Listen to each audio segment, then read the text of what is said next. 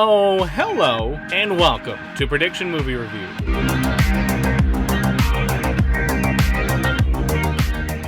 Hey guys, my name is Dylan. Armed with only a trailer and the first 30 minutes of a movie, I'll attempt to prove just how lazy Hollywood has become. I don't just mean how every movie is either a sequel, a prequel, or a reboot. Plenty of those going around though. I'm talking with their stories, the plot twists, generic tropes, and most importantly, marketing. That 2 minutes you have is to entice us to watch the full movie, not spoil all the cool that's gonna happen. Looking at you, Godzilla vs. Kong.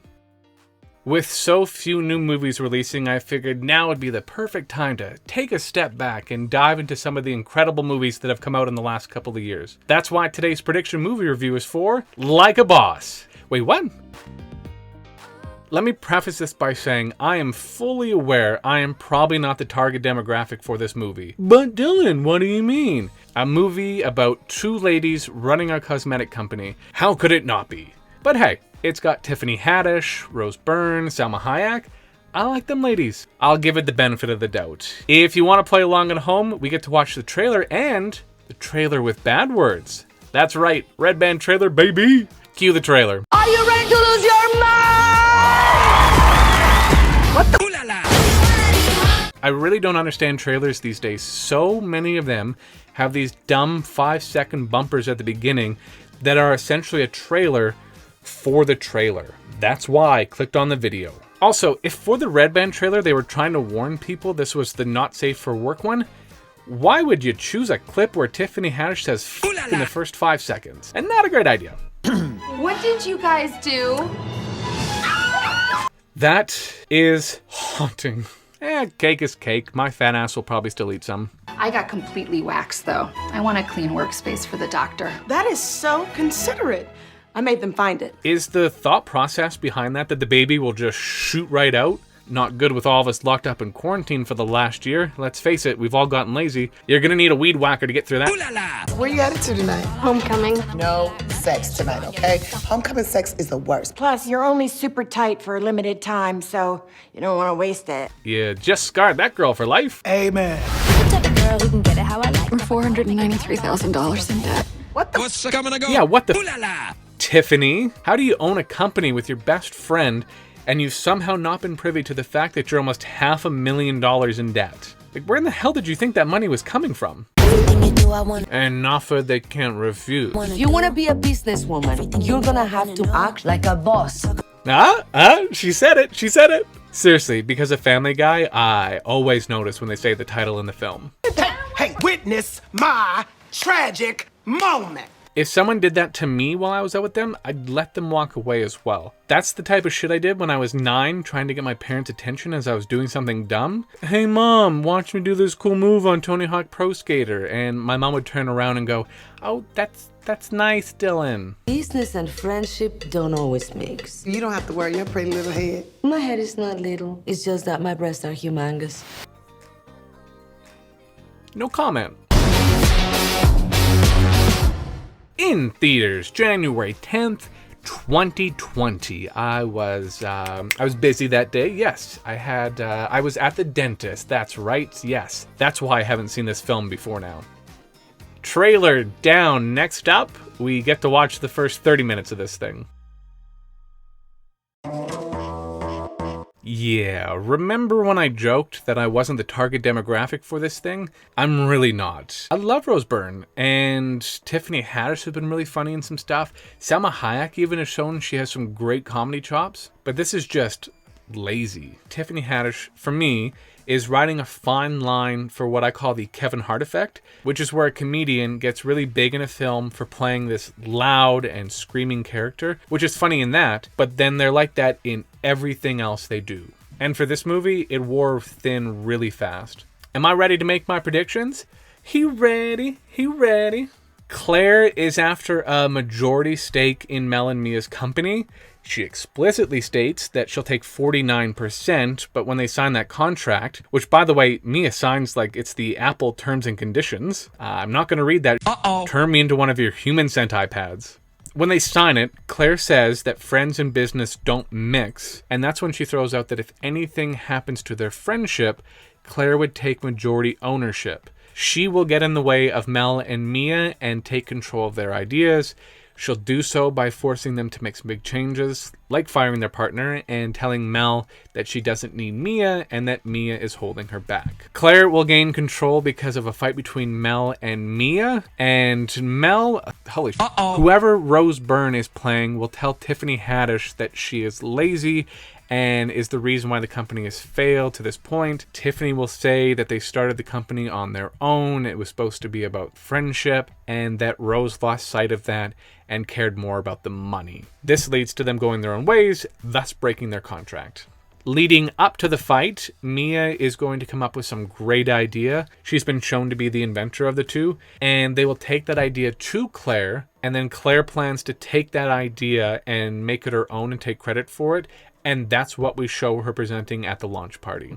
Mel will be the one who sticks around after the fight and go with Claire, who has told her she has the most potential. Claire will continue manipulating her and abusing her innocence. And the scene in the trailer that shows them at the skydiving place, that is when Mel finally learns the truth about Claire and her intentions, and also finally learns to stand up for herself. Hence why we see her punching Claire in the trailer. Upon learning of what Claire is doing, Mel will be the one to apologize to Mia. She'll say that they've always been there for one another and started the business, so it should always stay like that. For a bonus point, Maya won't want to see Mel, but then Mel will take her 4 filet-o-fishes with pickles, salty fries, and a chocolate shake with rum. Captain Morgan, to be specific.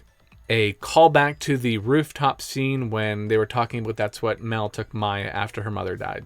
The ladies will come together in order to take down Claire. Starts with a scene where Maya is threatening to jump, and they get a meeting with Claire, who will not budge. The night of the launch party, they crash it and somehow get Claire to confess to what she's done.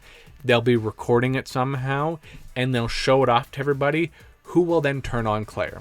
Maya realizes that she needs to stop messing around and take her job a little more serious. Maya and Mel will take off as a business, and we'll see things going well because of her latest idea.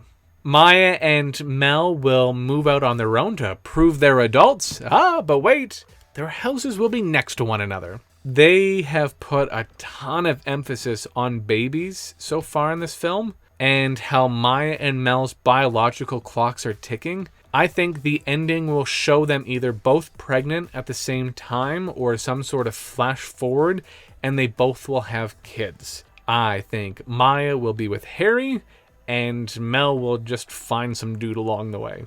Honestly, if that last one happens, I'll be a bit sad. They really pushed that these women need to have babies to be complete, and that it's unacceptable for 2 females who are straight as adults to live together. It's worked out great for my Aunt Liz and her special friend Gloria. Predictions done. I have nothing more to say, and I certainly can't change them. Why is that, you ask? Well, because we have to dive back into this movie and see if any of them are right.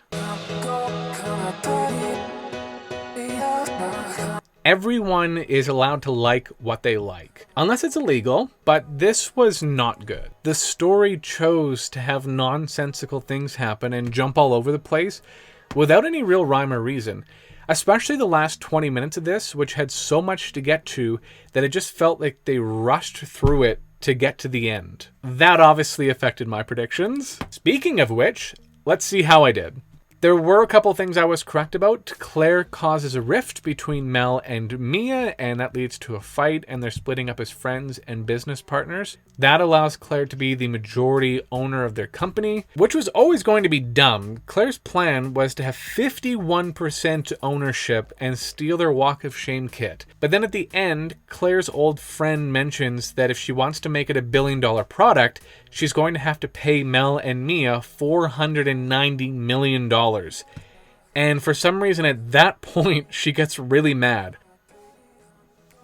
There is indeed a fight between our titular characters, especially as Mel is blinded by money they need to save their business, which goes wildly over Mia's head. I respect wanting to hold on to your morals, but you're about to go bankrupt and lose your business. It was really nice to see Mel finally stand up for herself, which was one of my predictions. However, the scene where I thought it was going to happen at the skydiving place isn't even in the film. I was correct that Mel would be the one to apologize to Mia after learning about Claire's true intentions. How it should have been done: Claire takes Mel in as a mentor after Mia leaves, and Mel trusts her. Then she overhears Claire talking about her plan, and Mel has to confront her and learn to stand up for herself.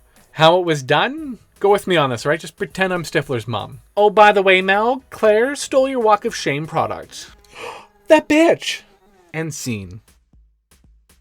The Ride or Die product becomes a huge success under their new company Proud, which they run with Claire's ex-friend and business partner. I need to talk about something out loud to see if this makes sense. Mel and Mia crash the Oviedo launch party, complete with full show of video and models, somehow not getting caught, and they premiere Ride or Die. Is this not going to get hella confusing for them moving forward? People are at an Oviedo party and see Ride or Die, but we're to believe that no one is going to associate the two together in the future. I can own up when I was wrong. Mel does come up with their next big idea, Ride or Die, but that is not the idea that they take to Claire, and that is not what she tries to steal. However, she was after their Walk of Shame kit all along. The ladies do crash the launch party, but they do not have everyone turn on Claire after recording her confession of screwing them over. I guess if we learned anything, it's that not even the power of friendship can beat a tight-knit contract. Mia and Mel do not buy cute houses next to one another. Mia does not date or marry Harry. And one thing I'm so happy to have been wrong about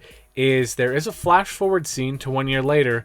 Neither of the ladies are pregnant or have babies. There is nothing wrong with having kids and a business, but you do not need both to be happy.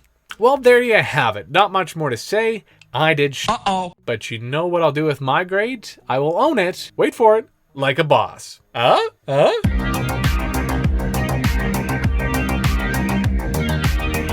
Do you have a movie that you want to see a prediction movie review for? Obviously, I can't have seen the movie in order to make it work, but leave your suggestions in the comments below. Lastly, I predict that you will like the video and subscribe, and that's appreciated. Until next time, I'll catch you later.